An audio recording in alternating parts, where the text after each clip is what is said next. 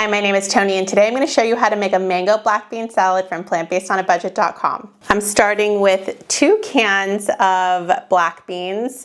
These have been drained and rinsed. If you're using homemade, you're going to use about 3 cups, and those will also be drained and rinsed.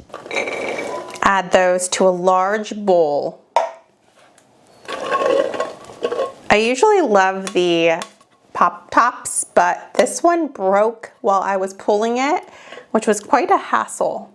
Also, please never touch the lid. I have made that mistake and have cut my finger, and it's really painful. So if you ever have to do something where you pull the lid up, get a knife glove or use a utensil to pull that up. Make sure you just don't touch it because it's very painful. Next, add in 2 mangoes that you dice. And I have this in a shorter version. I will attach the short version because I show how I chop things in that video. And when I do this mango, it says peel and remove the pit. I cut along the pit, which is skinny in the middle. And then I take each side and make a checkered board out of it with a knife, and then use a cup to remove it or a spoon to spoon it out. It might not make sense, but I'm gonna link that video where I show how I do it so you can get a better visual if you're new to cutting mangoes. And this is 2. You can use red mangoes, green mangoes, champagne mangoes, whichever you prefer. You want them to be ripe though, so that they're a little bit on the juicy side and have developed some of the sweetness. Then add in some diced red bell pepper. You don't have to use red bell pepper. You can use yellow, orange, or green. Green is often the cheapest, but red is the prettiest. And so for this video, that's why I'm using it. And that's 1 medium-sized red bell pepper with the innards removed and take out all the seeds. And then you can chop them or dice them however big that you want them in your bite. I'd like to dice them. Then add in 3 stalks of green onions and slice them.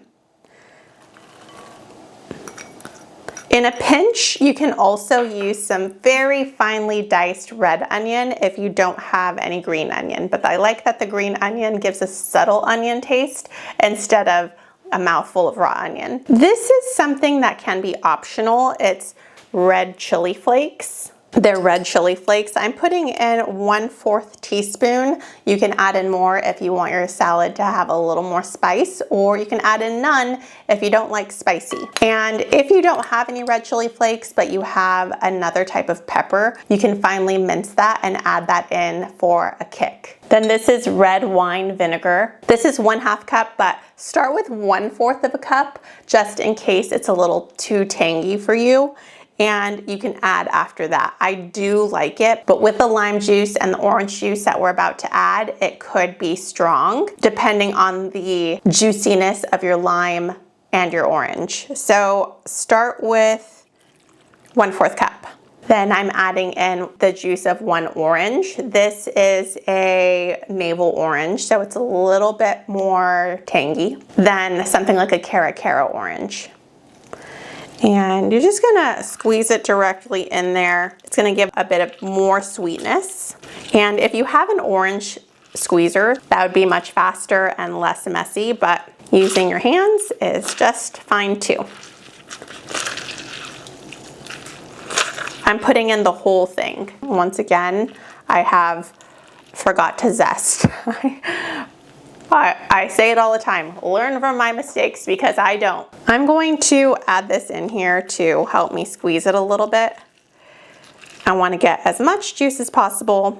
I might even scoop some of this in there. You don't have to take the pulp if you don't want to. I like the pulp. Ideally, you would, before cutting it, start zesting it. Using one of these types of zesters, you can also use the fine grate on a cheese grater. Here we go. Be careful with your fingers. And I should probably get my knife glove because I'm so scared. I was talking to somebody about how cautious I am in the kitchen, and knock on wood, I haven't had very many kitchen injuries, but I think it's because I'm so careful that I don't want to take any risks. Since it's my job, I really rely on not being injured from a work accident. My zester is not really zesting too much, but I feel okay about how much citrus I'm getting in here, so I'm not even gonna bother with that too much. I'm gonna scrape what I have in there and call that a day. And before I go on, I've already cut it in half, but before I go on, I'm gonna get some of this too. Actually, I'm gonna do it. I'm gonna be super cool. Follow my lead. I'm gonna wear my knife glove. Oh yeah, I can go faster and not worry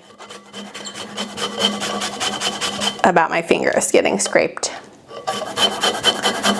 And once again, I'm not worried about getting every last bit of zest. I have a lot of citrus flavor, but do as much as you feel like doing. It does add a nice kick and it prevents food waste, so win-win. Alrighty,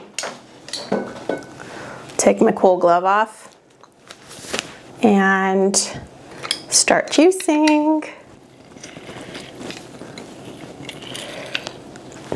This is not the most juicy one, but I'll show you what I do to get the max juice. I squeeze each of them individually, and then I put this one back in there and move it to the side like this, and go again, and see how much juice I can get out the second time. Pretty good.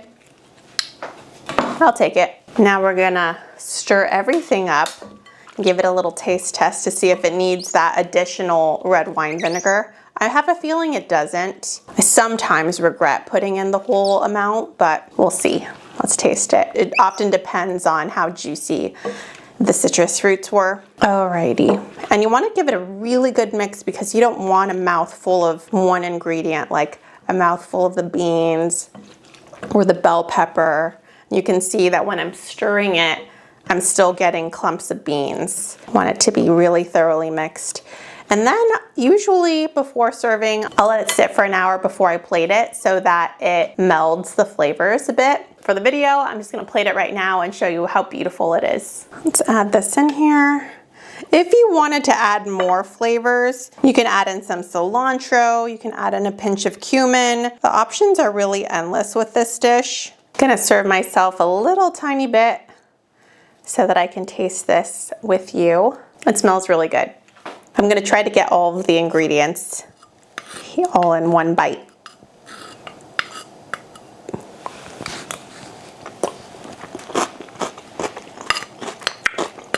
I feel I made a solid choice with my 1/4 cup of the red wine vinegar instead of the 1/2 cup. Play with it yourself, see what you like. I love that about cooking, is that you can take a recipe and be inspired and change it up based on your own palate. This is best eaten within 24 hours, but if you want to save it for another day or two, you can put it in an airtight container.